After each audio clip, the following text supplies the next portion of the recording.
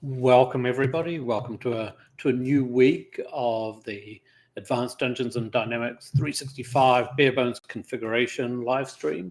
So we're currently on the 23rd episode of the live stream. So we're rocking and rolling, and we're working through and setting up Dynamics 365 from scratch. So what we've been doing over the past probably a month now, building up Dynamics, and we've been showing you how you can start setting up and configuring the system really in bite-sized chunks. So we're doing that in half-hour chunks so that we don't overwhelm you, and also so that I can string out this content as long as I can. And what we're doing today is we're going to continue with the accounts receivable area, and we started that in the last live stream, and we started setting up some of the controls that are in the system. And now what we're going to do is we're going to continue that, and where we left off in the previous session is we were setting up methods of payment, payment terms, and we'd set up some simple payment terms, and then we also had day of month payment terms, and we were about to get on to the sort of scheduled payment terms that we want to configure, and then we came up against time, so that's where we stopped. So what we're going to do is we're going to continue with that, and we're going to move on and set that up in the system. So if we just to give you a little bit of an orientation, so what we're running here is the lab environment. So this is a lab environment that you could configure yourself. You could go to Lifecycle Services and just download the virtual machine and then create a blank database and run this locally. If you don't, then just call us. We can get you hooked up with some lab sessions. And if I go to where we were before for the terms of payment, then what we've got is we've already got some of our payment terms set up. We've got coin on delivery. We've got the payment terms of 1 day, 10 day, 15 days. We've also got to be paid on Friday, on the 20th of the month, or the 15th of the month. And now we're going to move on through. But before we do that, I got a comment and from one of the previous sessions that I'm just going to quickly talk about and do a little bit of an addendum to the setup. And we were working through the cash and bank, and we were going out and we were setting up logos and all of these things, and we sort of stopped there. So we had the account reconciliation set up, or some of it set up, and we moved on to accounts receivable. But one thing I didn't show that I was going to show was how you go out and create signature signing authorities or automatic signature on our checks. So what I've got here is I've got my bank account, and if I go into the payments and go into the check management,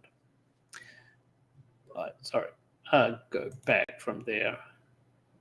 Let's go back to the setup, and what I want to do is I want to go to the check layout.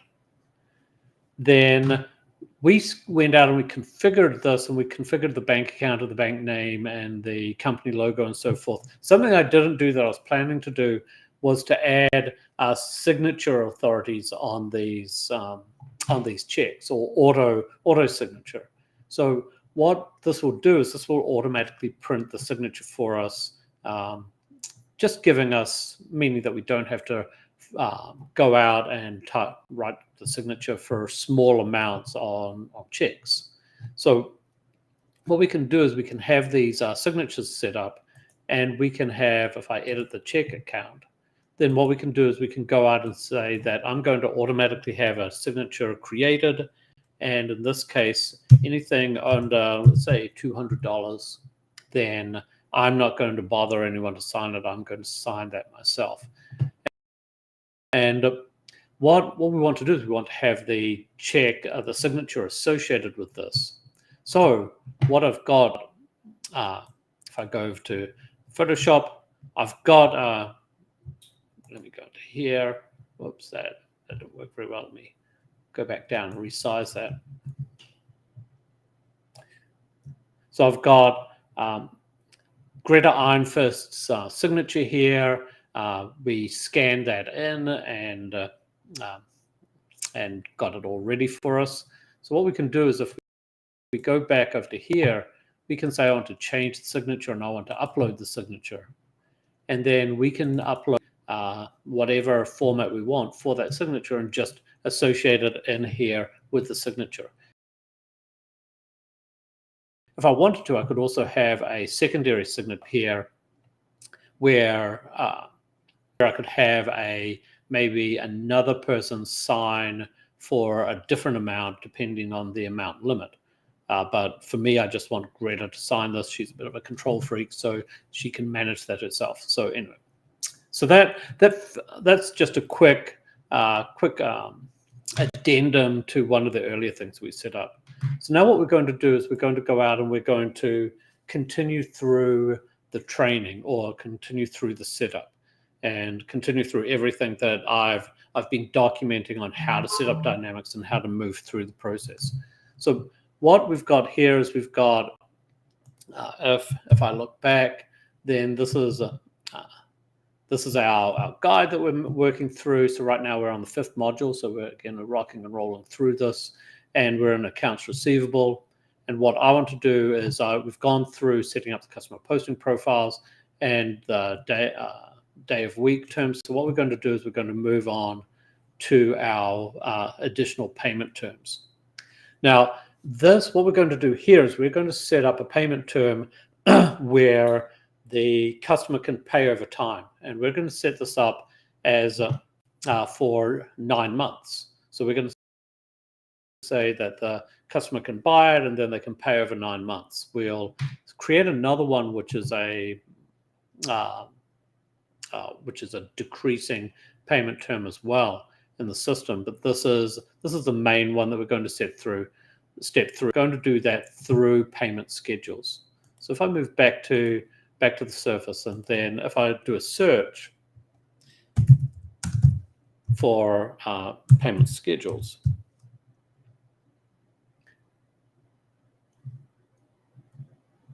so let's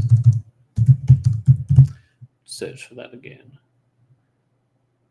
If the search doesn't work, my favorite way of accessing it, then let's go directly over here. And what we're going to do is go into accounts receivable. Let me just refresh this page.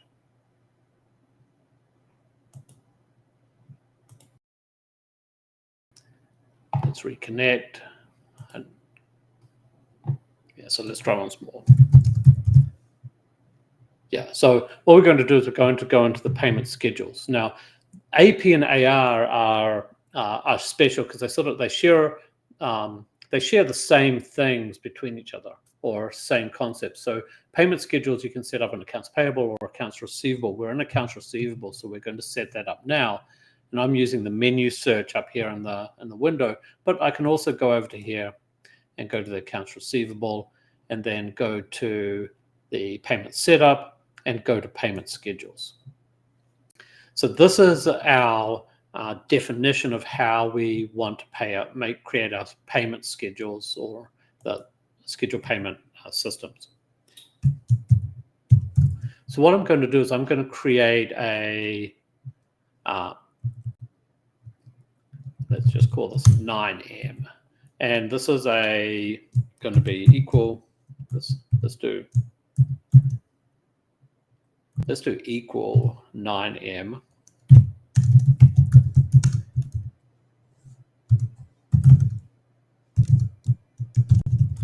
And this is going to have equal payments over 9 months. And then what we're going to do is how we're going to allocate this, and we're going to allocate a fixed quantity. And then we're going to change this every month, and we're going to have 9 payments set up here. And and what we're going to see here in the payment line. So if I save this, then and change it to months. So what we say here is I've got a fixed quantity per month. I'm going to set the payment up for once every month, and I'm going to have this payment run for 9 months.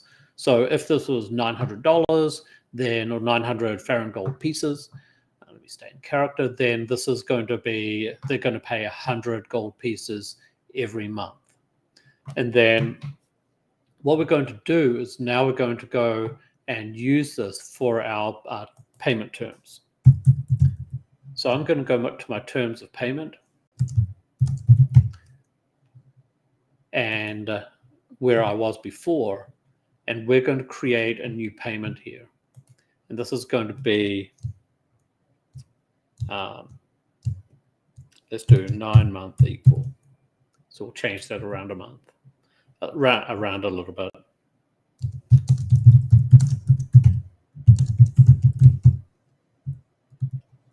And what we're going to do is we're going to have the payment method be, let's see,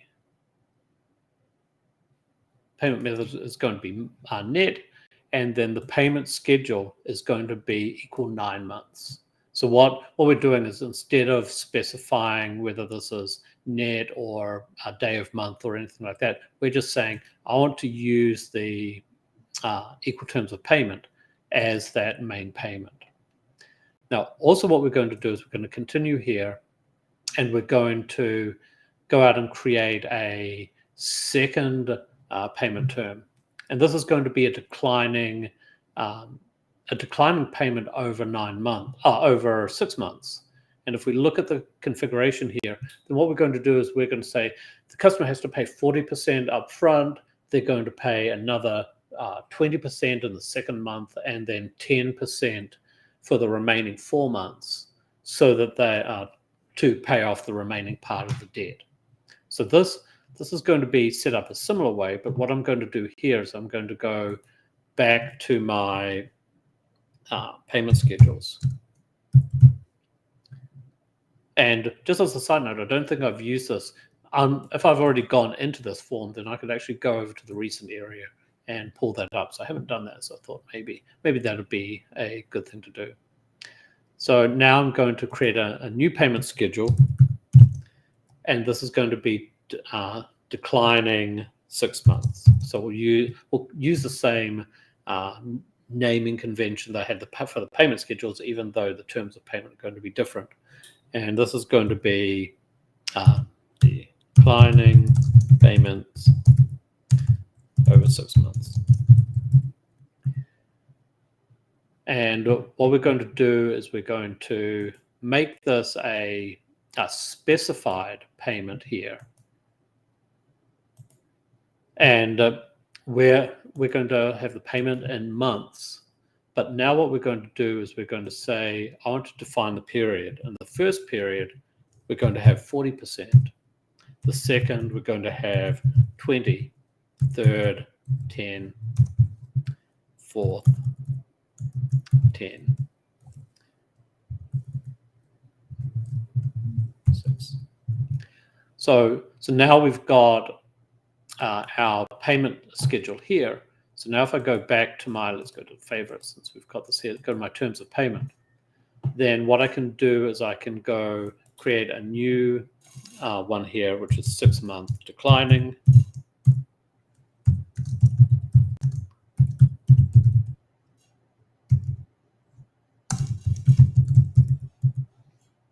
And in this case, my schedule is going to be my declining 6 months. So now I've got this definition here in the system. So we're going to see this being used as we start receiving in invoices and having the system automatically create our payment schedules for us. Now, just as a little bit of a side note, if we go out and if we take this to another, think of this as another way, then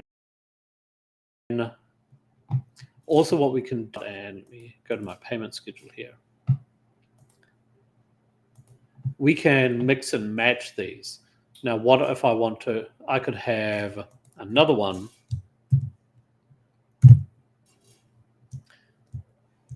and let's do balloon 6 month.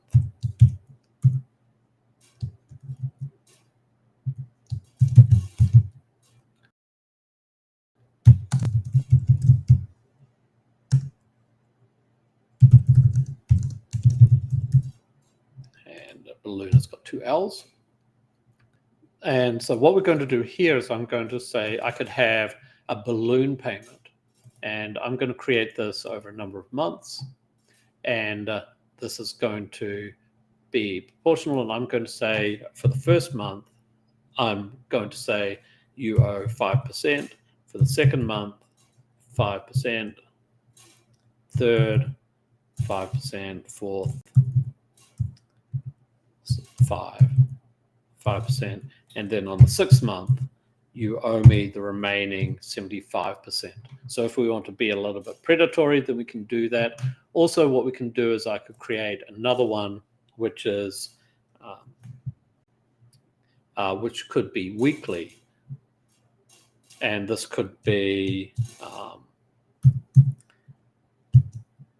equal 4 weeks.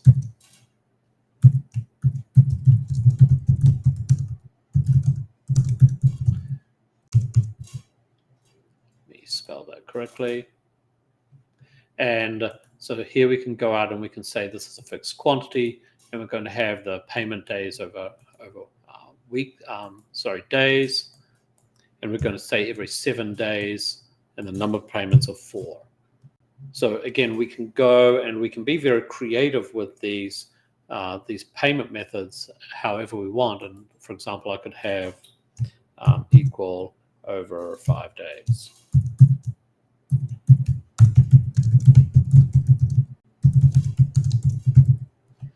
So again, I can go and say this is a fixed quantity, and then this will be every day. And so now the customer has to pay us every day, otherwise they're going to be delinquent and they're going to be sent to collections. So you've got a lot of flexibility on how we can go out and manage that in the system. So we've set up some of those just as examples. Now let's go out and set up some more controls or some more payment mechanisms that we're going to be using. And what we're going to do is we're going to set up some cash discounts. So a cash discount would be could be an early payment discount. It's what we're going to say is we're going to say if you pay us within 1 day, then I'm going to give you a 10% discount. So or if you pay within 30 days, then you'll get a 10% discount, or whatever sort of mechanism we want to have in the system. So these cash discounts are different from the payment terms. The payment terms are when you need to pay them. The cash discounts are incentives to pay early so that we can go out and manage our receivables process. So let's go out and look at some of these, and we'll set up some in the system. So let's return back to our environment. And what I'm going to do is I'm going to go out and, in this case, I'm going to find my cash discounts. And I can find that in accounts receivable and accounts payable. I'm not quite sure whether these are the same, but I suspect that they are. Or we can go over to the cash discounts that we have here in the menu, just open these up. So I'm going to create my first one here. And what I'm going to say for this discount is I'm going to give you 1% if you pay within 10 days. So this is going to be 1% discount.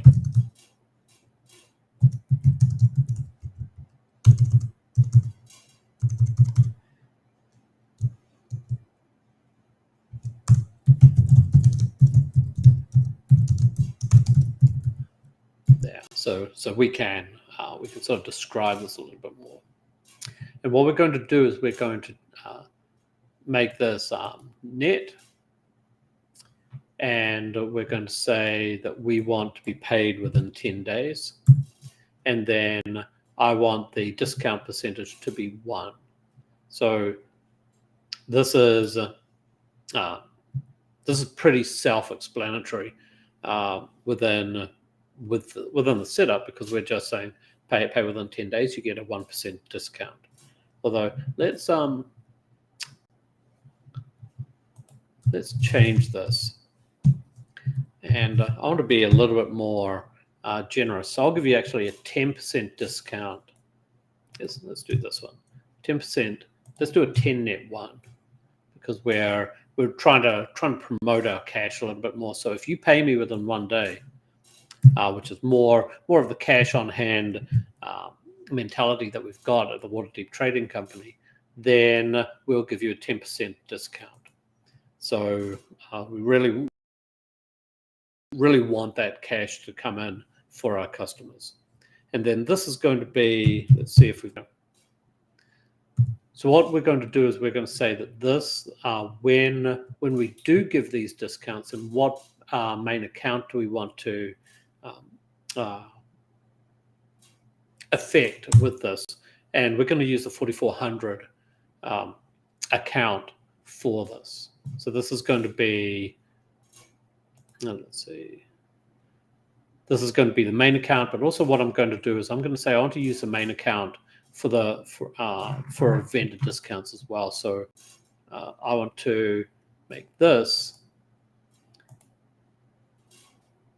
Let's just leave this for now. We can come back.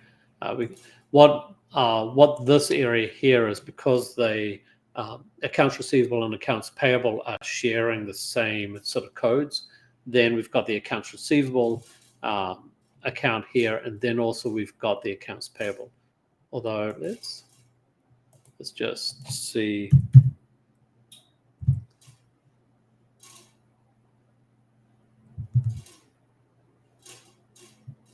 So yeah, I may need to set up accounts, so I'm just going to leave that for now.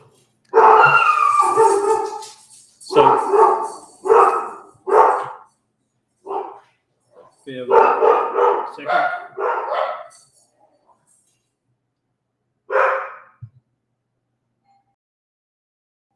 Okay, and unfortunately we're off because someone's at the front door. So I'll watch out for the next episode tomorrow.